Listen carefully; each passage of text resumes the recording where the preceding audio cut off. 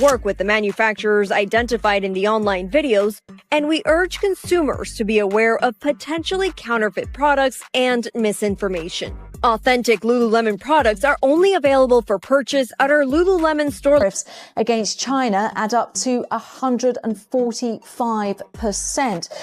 That is including the existing 20% tariffs that were already imposed on the Hermès is in deep trouble. Once celebrated for its elegance and elite craftsmanship, the brand behind the world's most expensive handbag is now under fire. And not just from animal rights activists.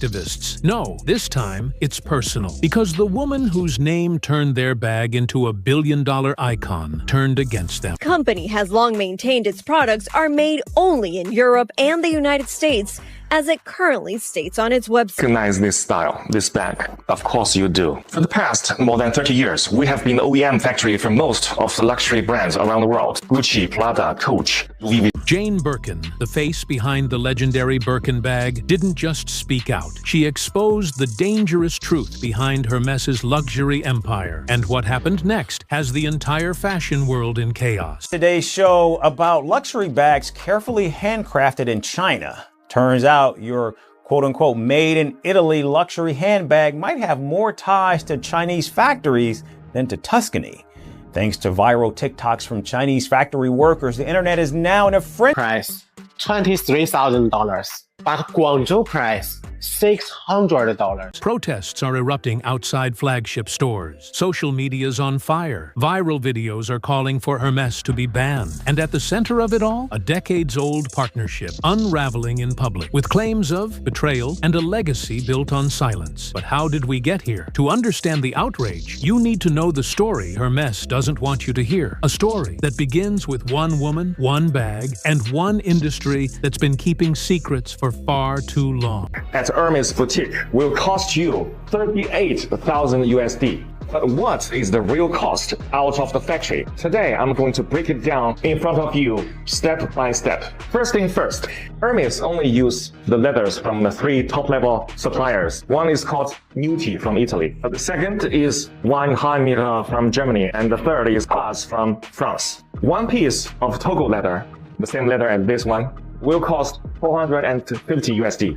Before it became the ultimate luxury symbol, the Birkin bag was just a spontaneous idea born on a plane. It was the early 1980s. Jane Birkin, actress, singer, and international fashion icon, happened to be seated next to Jean-Louis Dumas, then CEO of Hermès. As the story goes, she complained about how difficult it was to find a handbag that was both elegant and practical. And one piece of the leather is only enough to make one Birkin, okay? And next, the thread. And of course, for Hermès Birkin, the thread is also the best top level. It's called Fil à Chinois from France. This is actually the Rolls Royce. Dumas took out a notepad and began sketching. A few months later, Hermès presented her with a prototype, a soft, structured leather tote that would go on to change fashion forever. But this wasn't just any bag. The Birkin was never meant to be mass-produced. It was limited, handcrafted, and outrageously expensive, with price tags often starting at $10,000 and climbing well past $150,000 depending on the material.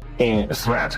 For each bag, the cost is 25 USD. And then the hardware. See, this hardware is called 316 hardware. It's also known as the ocean stainless steel because it can withstand the erosion of seawater. It's the best stainless steel. For one piece of bag, the hardware will cost 150 USD. The edge oil.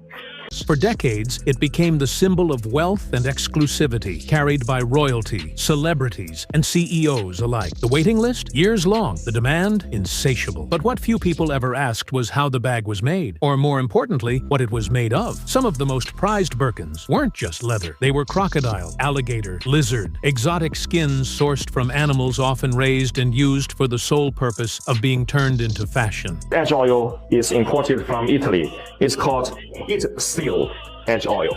For each bag, it will cost 50 USD. The interior lining, it used lambskin imported from France. For each bag, the cost will be 100 USD. And also inside, there is a zipper from Riri brand. And the zipper for one bag is 10 USD. And then the cost of human resource. The French artisans is much more expensive than Chinese artisans to finish one bag. And that's where the story begins to twist. Because while the Birkin bag was climbing to the top of every style list, rumors started swirling about how Hermès was getting its exotic materials. Quiet at first, easy to ignore. But behind the luxury branding was a world of farming and profit that no one wanted to talk about until Jane Birkin did. In 2015, PETA dropped a bombshell. An undercover investigation revealed the shocking conditions inside facilities that supplied exotic skins to major fashion houses, including Hermès. The footage showed crocodiles confined in concrete pits, living in filth, denied basic care. Some were even cut open while still alive. Others were shot with bolt guns that failed to make them unalive instantly, left to suffer before being used. The images were dangerous. The internet exploded, and suddenly, the luxury fashion world had a crisis it couldn't ignore. Hermès responded with a carefully worded statement. They claimed they didn't condone wrong things to animals, that they were reviewing the matter, that they upheld high ethical standards. But the damage was done. Consumers weren't buying it, and neither was Jane Birkin. In a move that shocked both fans and fashion insiders, she publicly demanded that Hermès remove her name from the iconic bag. "I have asked Hermès to rename the Birkin Croco," she said, "until better practices meet international norms for the production of this bag." It was unprecedented. Celebrities don't usually bite the hand that feeds them, but Jane wasn't just a face. She had become a symbol. And now, that symbol was standing up. Her request wasn't just symbolic, it was personal. She didn't want her legacy tied to something like that. And for Hermès, it was a PR nightmare. The brand scrambled to contain the fallout, promising audits and improvements. But many saw it as too little, too late. Because while Hermès was trying to calm investors, public anger kept rising. Activists pointed out that this wasn't an isolated issue. It was the foundation of the wrong leather trade. And the more people learned, the angrier they got. And what happened next? That would take the controversy to a whole new level. Jane Birkin wasn't bluffing. Her demand that Hermès strip her name from the bag sent a shockwave through both the fashion world and pop culture at large. This wasn't just another celebrity weighing in on an issue. It was the literal namesake of a product that had made Hermès billions. And for a luxury empire that thrived on exclusivity and branding, her public rejection wasn't just embarrassing, it was dangerous. Suddenly, Hermès had a credibility crisis. If the woman the Birkin bag was named after wanted nothing to do with it, what did that say about the brand's ethics? But Jane wasn't alone. As the story gained traction, other public figures began to speak up. Joaquin Phoenix, longtime animal rights advocate, backed the campaign. PETA's footage went viral, sparking a wave of digital outrage. Hashtags like Tartux drop exotic skins and rename the Birkin began trending, with thousands demanding Hermès take real action. And behind the scenes, the pressure was even greater. Industry insiders whispered about potential collaborations being pulled. Fashion journalists started calling for more transparency in sourcing. And influencers, once proud to flaunt their crocodile Birkins, suddenly went quiet or distanced themselves altogether. Hermès released another statement. This time, they pledged to reinforce ethical sourcing, claiming they would launch an internal investigation and review their suppliers. But that only raised more questions, because if Jane Birkin hadn't spoken out, would they have done anything at all? Her stand wasn't just about ethics. It highlighted a deeper problem in luxury fashion, a system built on silence, secrecy, and shiny surfaces, all while hiding the uncomfortable truth underneath. And as the outrage continued to build, something unexpected happened. The story left the online world and spilled into the streets. It started with a few signs outside Hermès boutiques in Paris. Just a handful of people, animal rights activists, students, even former fashion insiders, holding up photos of unalive crocodiles and messages like Birkin bags, Chanen Twines, Tidin Fon, Hyand Lives bags. But within days, it spread like wildfire. From New York to London to Tokyo, Hermès stores became protest zones. Videos flooded TikTok and Instagram, people standing outside in fake crocodile costumes, chanting slogans, confronting luxury shoppers as they walked in. Some even dumped red paint in front of flagship store entrances, symbolizing the demise of the animals behind every exotic skin product. This wasn't a quiet boycott. This was a public revolt, and it was messy, emotional, and impossible to ignore. Social media played a massive role. Influencers who had once bragged about owning 5 Birkins Birkins now uploaded videos saying they felt ashamed. Celebrities reposted Jane Birkin's original statement. One viral clip even claimed Jane had been preparing legal action against Hermès before her demise, a rumor that couldn't be confirmed but spread like wildfire regardless. And that's the thing about outrage online. Facts aren't the only thing that matter. It's emotion, it's imagery, it's momentum. And Hermès, known for tight control and prestige, was suddenly at the mercy of the internet. Even customers, the high-end, ultra-loyal kind, started asking questions. Was owning a Birkin still a flex or a red flag? Hermès tried damage control. They doubled down on their commitment to responsible sourcing, released vague sustainability statements, and pushed influencers to talk about their heritage craftsmanship instead of the controversy. But it wasn't working, because every time they posted, the comments filled with snake emojis, protest chants, and calls to ban the brand. And behind it all was Jane, or at least the idea of Jane, standing as a symbol of conscience in an industry built on quiet luxury. And yet, the most explosive rumors were still to come. In the chaos, one rumor started spreading faster than anything Hermès could control. According to several viral TikToks, Jane Birkin had been preparing to take legal action against Hermès before her demise. The claim that she was working with animal rights groups to not only remove her name from the bag, but to sue the company for misusing her image and associating her legacy with wrong things. There was no official lawsuit filed, no court documents, no confirmation. But that didn't matter, because on the internet, perception is reality. Clips claiming Jane was about to expose everything racked up millions of views. Some featured dramatic voiceovers, others used old interviews spliced with new protest footage. The idea that she'd been silenced, or worse, that Hermès had kept her quiet, added an almost conspiratorial energy to the story. And that's when the backlash hit a new gear. People weren't just angry about animal anymore, they felt betrayed. Betrayed by a brand they trusted. Betrayed by a legacy that now felt built on manipulation. The bag that once meant status now symbolized suffering. PETA capitalized on the viral moment fast. They released a statement calling on Hermès to honor Jane's memory by banning exotic skins once and for all. They reminded the public that Jane had publicly condemned the sourcing of crocodile leather and had never endorsed those practices. Even animal rights groups in France and the UK began circulating petitions demanding luxury retailers cut ties with Hermès until the brand abandoned exotic leathers altogether. One group even demanded the bag be renamed, calling it an insult to her legacy. Hermès, as expected, said nothing about the rumors, but silence only fueled the fire. And as outrage reached new heights, the story took a more emotional turn, because the woman at the center of it all was no longer here to speak for herself. When Jane Birkin passed away in 2023, the world mourned the loss of a style icon, artist, and activist. But for many, her demise also reignited a wave of reckoning. Because what she left behind wasn't just a name etched into fashion history, it was a message, one that people were only just beginning to fully understand. Shortly after her demise, tributes poured in, but so did reminders of her stance. The time she spoke up when few others would. Social media became a flood of quotes, clips, and images of Jane calling for better treatment of animals and distancing herself from the bag that bore her name. And that's when something surprising happened. For the first time in decades, people started rethinking the Birkin bag entirely. Fashion bloggers began writing op-eds. Should the Birkin be retired? Luxury YouTubers, who once unboxed Birkins with pride, now made videos titled, "Why I'll Never Buy Hermès Again." Some influencers even auctioned off their bags and donated the proceeds to animal rights charities in Jane's name. In Paris, a vigil was held outside the original Hermès store. Candles, signs, and handwritten letters thanking Jane for standing up when it wasn't convenient. "You gave us your voice. Now we'll be yours." One note read. PETA doubled down, publicly calling for Hermès to permanently retire all exotic leather products as a tribute to Jane. And shockingly, even some insiders in the fashion industry started echoing the idea, suggesting it may be the brand's only path forward in the current climate. Because what started as an investigation had become a movement. Jane Birkin may be gone, but the values she stood for were now louder than ever. And for Hermès, the choice was clear: protect tradition or evolve evolve with the world Jane tried to change. At this point, Hermès wasn't just in a PR crisis, it was in the middle of a cultural reckoning. Everything the brand had built over nearly 2 centuries, exclusivity, refinement, prestige, was now being questioned under a harsh, unforgiving spotlight. And the question on everyone's mind wasn't just, what will Hermès do next? But, can they even survive this without changing? Executives stayed silent. The brand's public relations team issued carefully controlled statements, but they couldn't escape the imagery. Protesters outside stores, viral TikToks of burn your Birkin challenges, and think pieces asking whether luxury fashion has finally crossed a line it can't uncross. And still, the rumors kept growing. Some sources claimed Jane had been in talks with documentary filmmakers before her demise. Others said she had written letters to Hermès investors, warning them to distance themselves from exotic leather trade. None of it confirmed, all of it believable. Because here's the truth. When a legacy brand loses control of its narrative, it's no longer the storyteller, it's the story. And Hermès was becoming the villain. Even fashion insiders began turning away. One stylist leaked that celebrity clients were asking for anything but Hermès on red carpets. A well-known designer said privately, if they don't drop exotic skins, they'll lose the next generation.